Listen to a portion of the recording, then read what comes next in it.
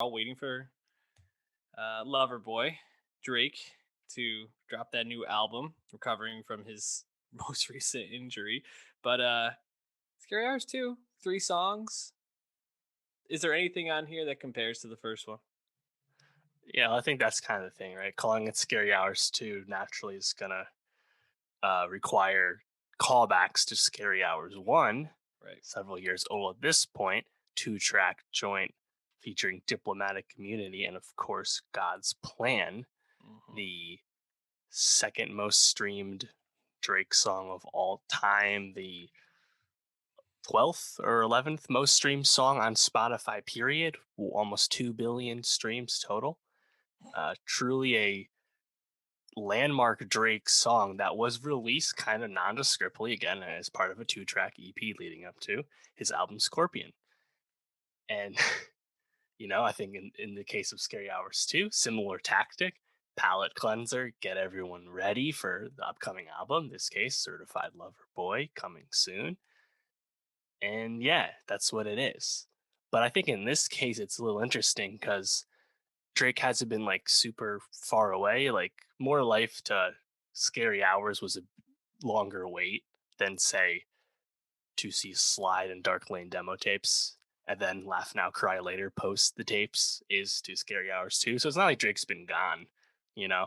So I don't know if Yeah. we need like the palette cleanser per se, because Laugh Now Cry Later was a successful song for him.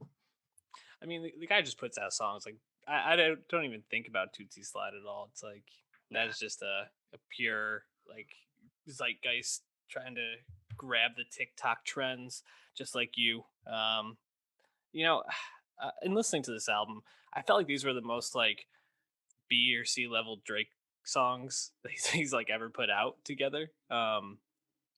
With Tootsie Slide being an F, but um, Lemon Pepper Freestyle stood out as just like, obviously you get Ross, who we've talked about as being like a almost can't miss on features, but that switch up in the middle kind of harkens back, or I guess it's more just like a beat drop out in the middle, kind of harkens back to like old school Drake. Mhm. And then he comes back in with a solid verse at the end.